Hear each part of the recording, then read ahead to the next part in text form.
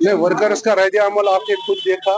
Workers enthusiastic है, जुबिलेंट है और बड़े हौसला उनके बढ़ गए हैं, क्योंकि वर्कर्स के लिए एक दयानदार आदमी ऊपर होना बड़ा ज़रूरी है। तो इसलिए इस फैसले की जो हमारी पार्टी के क़यादत जनाब डॉक्टर फारूक साहब और उमर साहब ने बड़ा सोच समझ के किया, उसका बड़ा वेलकम किया है, उसको बड़ा सराहना किया है। मैं ज़ाती तौर पर भी अपने कायदीन का बड़ा शुक्रगुजार हूँ जो उन्होंने मुझे नाचीज़ पर इतनी बड़ी जिम्मेदारी, तो मैं दुआ करता हूँ अल्लाह से कि मैं इस जिम्मेदारी को पर उतर जाऊँ। देखिए, जिम्मेदारी कल ली है मुझे आप कुछ वक्त दे दीजिए।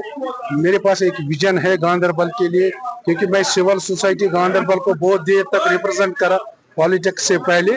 उस वक्त भी हमने एक विजन डॉक्यूमेंट बनाया था, वो मेरे पास मौजूद है।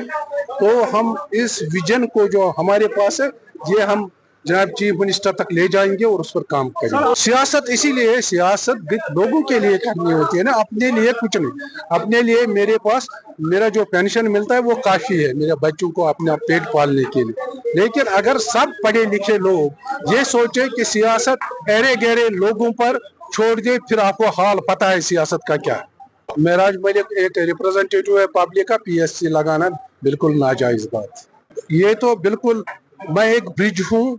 पार्टी का प्रेसिडेंट जो होता है डिस्ट्रिक्ट का, ये एक ब्रिज होता है एडमिनिस्ट्रेशन और पार्टी के दरमियान।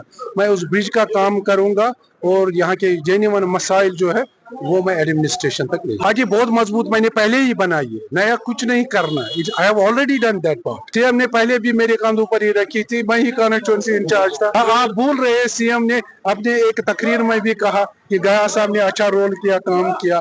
हाँ, मेरी जीत में उनका हाथ है। तो उससे आजाद मैंने ही इस पार्टी के लिए काम किया और अच्छा काम किया। और ये मेरे साथ सेक्रेटरी साहब गवाह है, ये मुझे सोने नहीं देते, बैठने नहीं देते, काम करते रहते हैं। हम पीछे नहीं आते। हम आम ये आदमी है, कोई ये नहीं, कोई तूफान नहीं है। हम सिपा सालार है उमर अब्दुल्ला के, या ये आप डेफिनेटली ले लीजिए। अच्छी स्टेटमेंट है। अगर एक ट्रेन चलेगी, क्योंकि एक नागहानी आफत हो गई आज, कल 8 दिन के बाद सड़क खुल गई। नागहानी आफत में ना मेजर्स ऐसे ही होने चाहिए, इमीडिएट मेजर्स। रेल चलेगी, लोगों के मसाइल, फ्रूट ग्रोवर्स के मसाइल हल।